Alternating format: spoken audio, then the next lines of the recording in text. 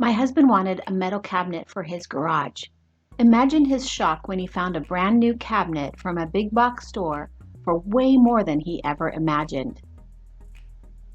When this happens, we considered buying used.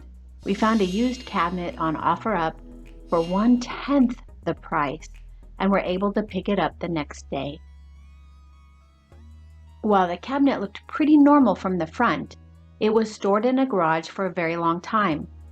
Because the feet of the cabinet had not been extended, the metal sat on the damp floor and rusted over time.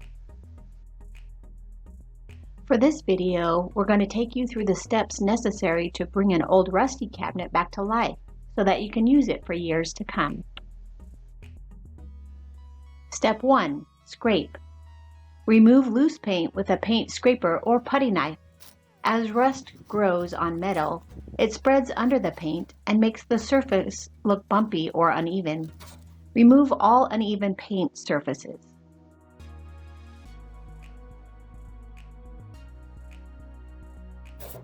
Step 2. Brush. We used a wire brush next to remove the highly oxidated rust as well as some of the raised areas of rust.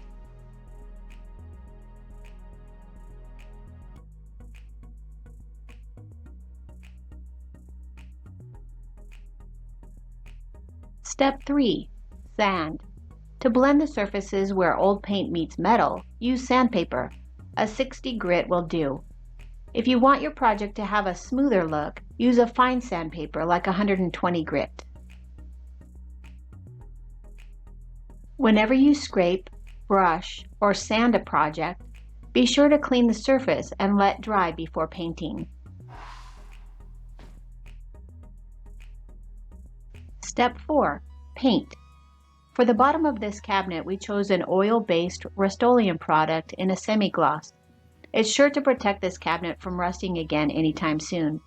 Let the oil-based paint dry for 2 to 4 hours or even overnight before taping off or adding more paint.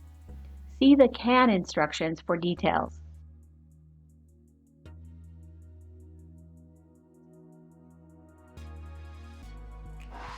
For the upper cabinet, we used a black spray paint we had on hand. While spray painting, remember to use short bursts and change directions of the sprays once in a while. Let dry between layers. Finally, we placed our cabinet in its intended home and filled it with organized jars of tools, fasteners, and accessories.